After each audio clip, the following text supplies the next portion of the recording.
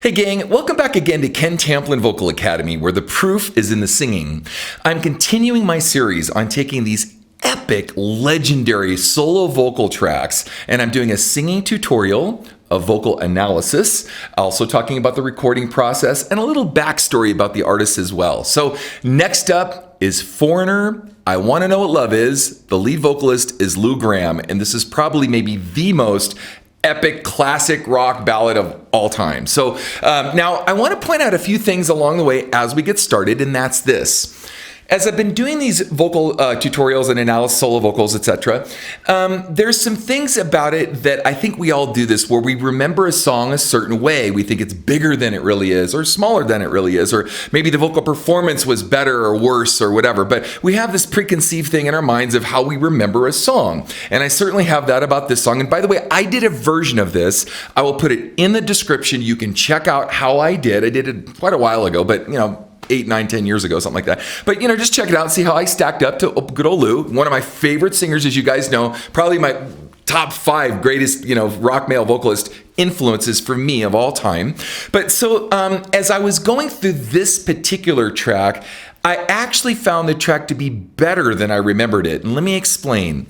A lot of times as we go through something, the track or the instrumental part of the track is so big that it covers up a multitude of sin for the artist itself. Or vice versa. Sometimes you go back and you listen and go, wow, that vocal is even better than I remembered. Or you might go, it's a little pitchy, or it's not as cool as I thought, right?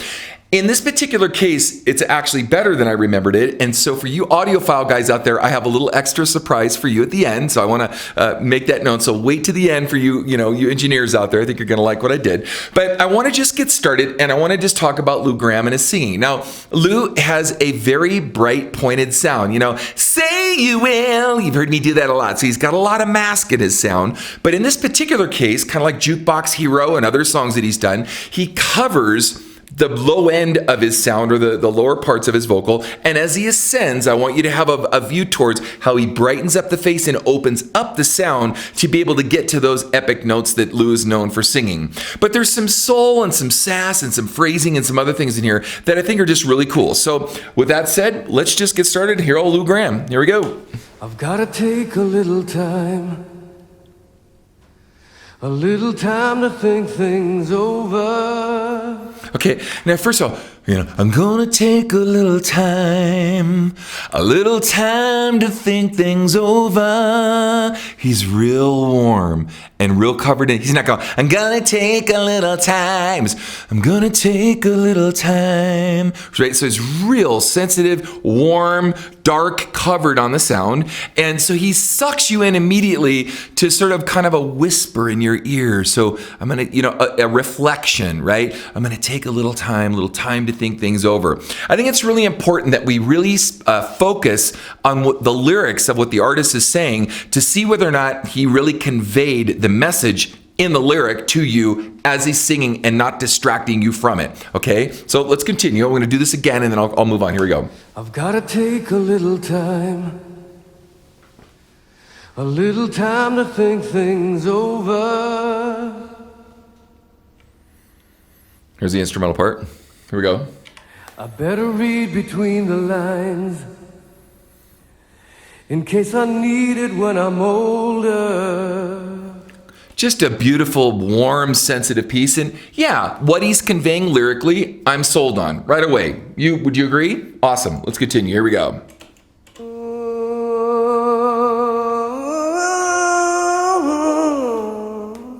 Now, when I used to do that lick, I didn't know. I'd never known that little lick was in there. So it's cool, like the soul that I didn't know. I know he's a very soulful singer, blue-eyed soul guy. But listen closely to the kind of little cool scale that he does going up. Check it out.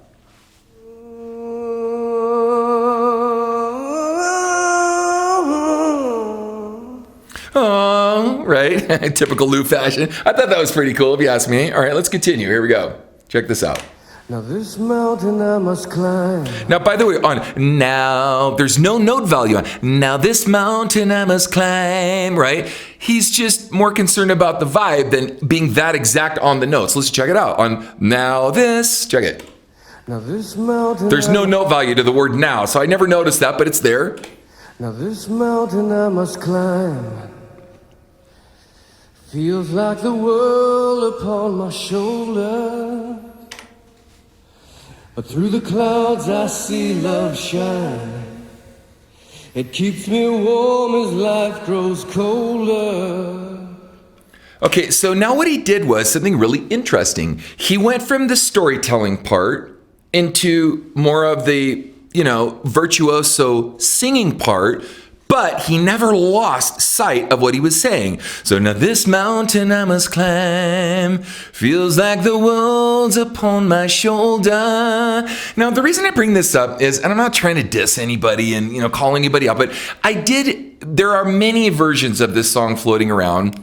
One of which is a Mariah Carey version and some other, soul artists or whatever. And she's actually never called the soul artist. She's more called the songbird. But, now this mountain I must climb feels like the world's upon my shoulder. And there's all this dude, just give me the melody and the story. I just don't need all of that. Now, as we heard from the previous line, the subtlety of Lou's soul and his vibe in the song, he can do that. Maybe not as crazy as a Mariah or someone else, but he's not doing that. He's just giving you enough to kind of elevate the quality, the caliber of the singing of the song without losing the context of the lyric, the melody, the storyline, the emotion, okay? Really, really, really important stuff, guys. Let's continue. Here we go. In my life, there's been heartache and pain. Now, did you notice, I'm gonna take a little time in my life. When he goes out, he opens up the space. Have heartache and pain, right? Now check out my version. I want you to go back, go into the description and watch my version because I do it exactly like he does it because it's the only way you're going to survive when you're going up high like this. Instead of dragging all that girth up in the sound, he thins it out and brings it into the face. Listen to it one more time. In my life, there's been heartache and pain. Cool distortion. I don't know if I can face it again. Can't stop now. I've traveled so far to change this lonely life. Now, I want to point out something else really interesting, okay? We get the benefit of being on this side of the glass when Lou Gramm recorded this song. I know I've said this before, but I really want you to picture this. Pretend, you're in the studio with Foreigner. You have no idea this song is going to become as epic as it is. Lou's on the other side of the glass singing this tune.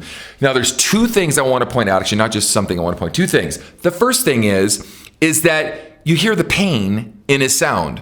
Now, that's kind of his typical singing style also, but as the lyrics go by, I want you to really listen to the lyric and associate the lyric with the way he's treating the singing part. He could have sang it, like he did 17 or Jukebox Hero or something else, where it's just a belty waily kind of thing, but he chose not to do that. He chose not to oversing. He chose to have the lyrics dictate the emotive pain and struggle that he's got going on in it. And it's contiguous. There are no punches. Whereas on a lot of the other stuff that we've listened to, he punched that, he punched it again, he punched it again. It's contiguous. He's singing these phrases contiguous. So that's really cool. Check it out. In my life, there's been heartache and pain. I don't know if I can face it again. Hear the emotion? Can't stop now. I've traveled so far to change this lonely life. Okay, now as we get into the chorus, so did you guys come along for the ride with all that? You see what I'm talking about? There's something about singing lines contiguously that maintain an integrity, a contiguous integrity of the song itself. In other words, if every single thing was punched, it's really hard to match the previous energy, emotion, and passion, and then go into something else and cut it again and match the energy, emotion, and passion. So his singing this contiguously really drives home not getting jolted or losing. You don't even know why you're losing, feeling like, wow, I lost the passion, or I lost the soul, or I lost there's something that was disconnected. Subconsciously, we don't even realize that when you hear these songs that have all these punches in it. Whereas this, it's like him talking to you from the other side of the glass, him singing to you in your living room kind of thing, right? Which is really cool. Okay, here's this epic chorus. Here it comes up. I wanna know what love is. I want you to show me. I wanna feel what love is. I know you can show me.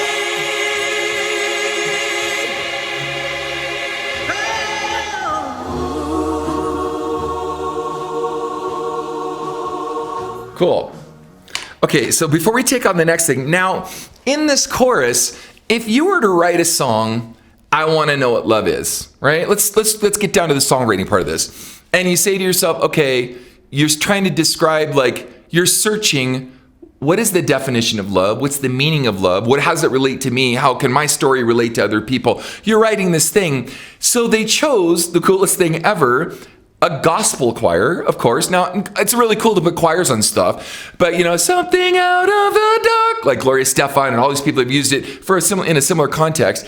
It is a really interesting way to drive home the point of the meaning of life, right? You're in church, you got a gospel choir, they've got some soul, some attitude, and it really, again, the intrigue really draws you in to the context of the song, the lyric of the song, the intent of the song, and so forth. And you're just immediately, and then combine that with a killer chorus, like a melodic structure that is just riveting and I'd say that it's so ghostly haunting that it's so timeless. We could probably hear this song, 30 years from now and heard it 30 years ago, and it's still that moving, okay? So it's not just a fad thing. It's like, wow, if I heard this later in life, I go, wow, it's still a great song, right? And there's a few songs that are like that, but those ones seem to again, have staying power like this song does. Let's continue. Here we go. I'm gonna take a little time. Now, if you notice, he's back to the covered dark sound, but he's got a little bit more energy. So instead of, I'm gonna take a little time, like the first verse, he's pushing it a little bit. I'm gonna take a little time. Now, what that tells me is determination. So the first one is like, I'm gonna take a little time, kind of think about it, blah, blah. Now he's like, nope. I'm going to take a little time. I'm really going to do this, right? So you all of a sudden kind of shift gears into being brought along into his journey of, nope, I'm going for this. I want to figure this out. I want to know why I'm here. I want to know what love is, and. It's really cool. Check it out. I'm not kidding. Check this out. Watch. I'm going to take a little time. A little time to look around me. Can't you almost see him? A little time to look around me. I can almost see him doing that. I know it might sound like I'm really, making more of this than I should necessarily, but I'm really not, folks. There is a crazy art to this, and he is just... If he was an actor, for me, we'd be like one of the greatest actors in the world on a stage performing a character that he is just selling you on. You walk away from that. I remember, a little side note, I'm a history major, UCLA. I love history. And I remember when I watched the movie Gladiator, right? Check this out. Russell Crowe. And I'm not even a big Russell Crowe fan per se, but I remember seeing the movie Gladiator, and, I know the wars of Titus Vespasian, I know all this, there's, I don't, not all, but I know a lot. And I'm sitting there thinking, I can't believe that this movie just got me to feel sorry for one of the commanders of the north of the Roman army. I mean, the Roman, legion, I should say, not just army. And by the way, when you're in Rome, everything is north. So as he says, who are you? I'm the commander of the armies of the north, right? Well, everything was north. So basically I'm in charge of everything. So you're sitting there and you got this bad guy that's going to stab him in this arena and all this stuff. And and he grabs the soil and you have this whole thing.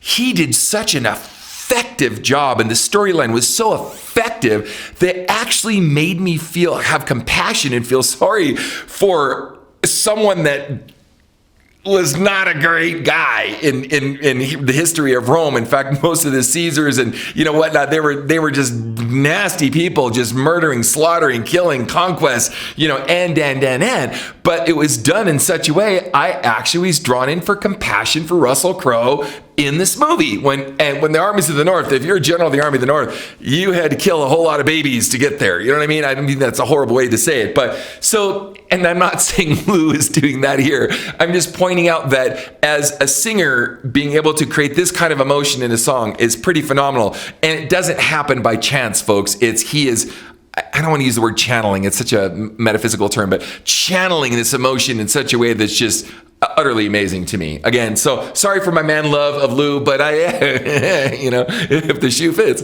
Anyway, here we go. Time to look around me. I've got nowhere left to hide. Beautiful. It looks like love has finally found me. In my life. Now he's going, okay. Now he's kind of in his story. Now he's going, come take a look. In my life, there's been heartache and pain. I don't know if I can face it again. Right? He's bringing you in. Check it out. Watch. Whoops. In my life, there's been heartache and pain. I don't know if I can face it again. I can't stop now. I've traveled so far to change this lonely life. Now, I want to stop here. Cool. So we're getting into this end chorus, and I want to go back now and add the instrumental track because I want to make a comment about this along the way. So as we're going into this, I'm just going to start randomly just before the vocal starts. Usually, when you're writing a track, you write it with, okay, how does this buttress or hold up a melody? How does it push or accentuate a melody or a hook or this or that, right? Very seldom do you have a track that you put together that you're wanting to make this epic where you don't want the track itself to be epic. Let me give you an example. When you think of, a Bon Jovi tune or some big epic anthemic thing,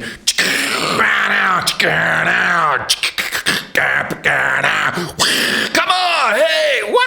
Right? You're trying to just give all this energy and all this craziness to a track. Now, that isn't always the case because if you take Sarah Smile by Hall & Oates or something like that, it's, you're leaving, you know you can go, why don't you stay until tomorrow? And then you have this really sexy keys and it kind of just slithers around in a really cool, sexy way, and it really brings that up.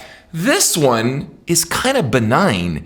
It stays so far out of the way to let the lead vocal and the choir be the star that it's just enough of a music bed to glue it all together, but it wasn't that spectacular, though they easily could have gone that direction. Let me show you. Check it out. Watch. I've gotta take a little time to think things over.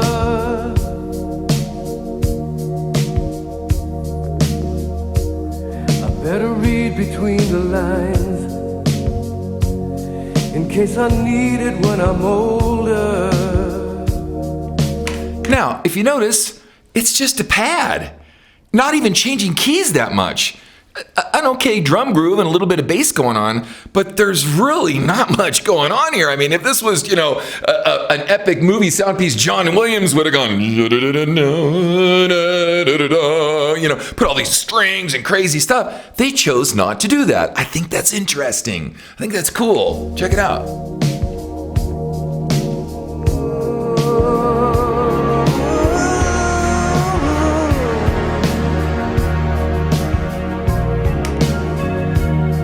By the way, and then when they do add a melody, what was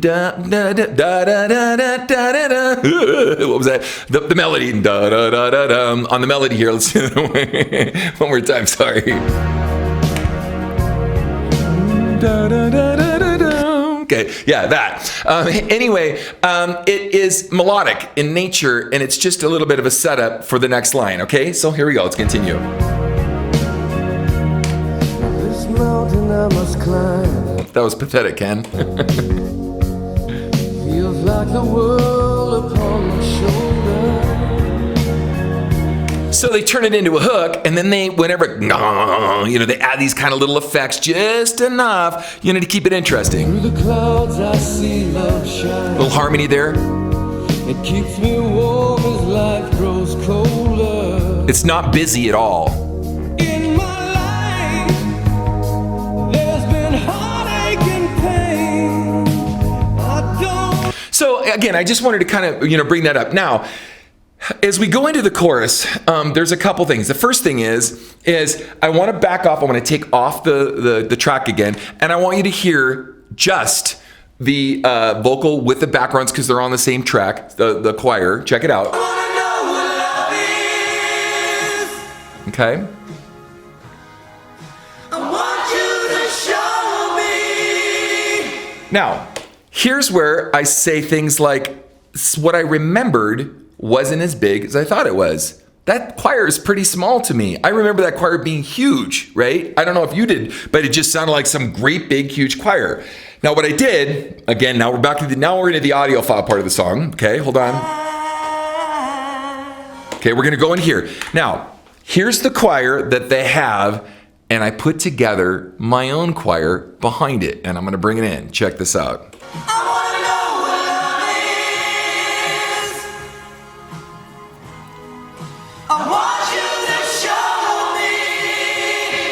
Okay, here's what I did to it. Check it out. I'm gonna bring in the choir, my choir. I wanna know what love is. I want you to show me. Here it is without. I wanna feel what love is. Right? Here's with it in. I know you can show me. Okay, now, maybe that's too much, maybe it's not. However, let's do this again now with the track in, so we know what it sounds like with the track. So here's with the track. I wanna know what love is. I want you to show me. Here's with mine in. I wanna feel what love is. I know you can show me. And if you want to hear mine alone without anything, here's mine alone without his vocal. Check it out. I wanna know what love is. I want you to show me. Here's with his in. I wanna feel what love is. Here's with his out. I know you can show me. Okay. Now I took the liberty to do one more thing. I took the liberty to add some ad-libs in it. And I thought it would be funny if I don't take it. I thought it'd be funny to grab a couple of the ad-libs from some of these other songs that are floating out there in space that are doing this, and just add a line here and there in the spirit of, remember, whenever I do this stuff, I try not to take it so crazy far away that it's unrelatable and it's not related to the song and not done within the spirit of the song, because then that's kind of destroying the song unless you're gonna make a reggae version out of it or something, right? So what I did was a little Mariah, a little this, a little that, a little that, the people that have done this song, and I just grabbed, and they're not in the same spaces that they have theirs. I just strategically placed them through the song, kind of like what this song does at the end with the ad-libs that we remembered, right? I didn't even use my own voice. I just did this for fun. So I added them in. Check this out. Tell me what you think. Here we go. I'm gonna put everything in, including the music. Here we go. I wanna know what love is. I want you to show me. I wanna feel what love is. I know you can show me. I wanna know what love is. I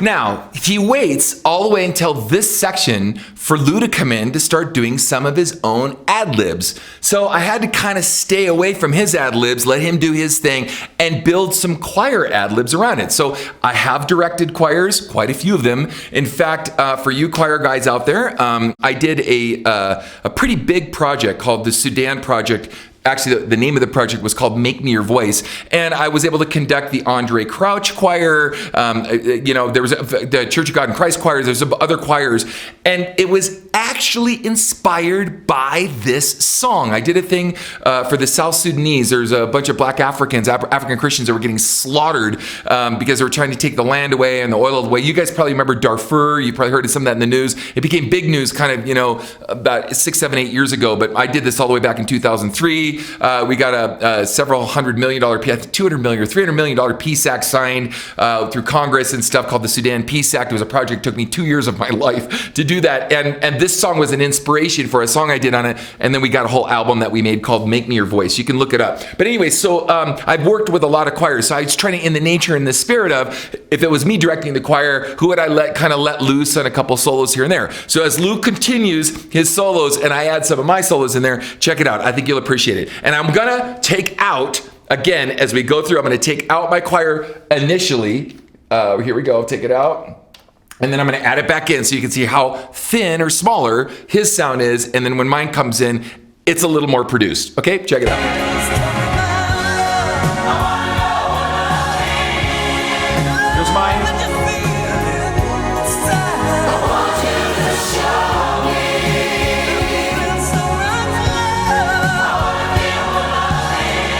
Without, okay, can we bring his back in?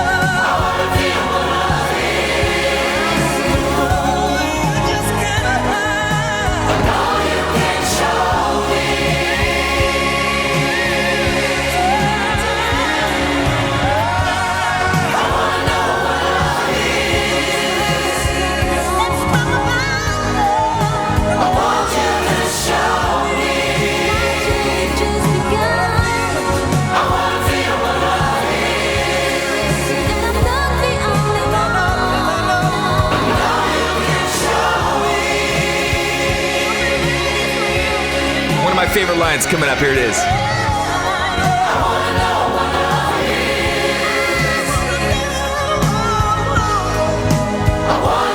Okay, so now, and I do all this in my version, guys. Check out my version. Don't just skip past this stuff. Grandpa's been doing this a long time. I'm trying to dial you guys in here. So check this out. Now here's without the track.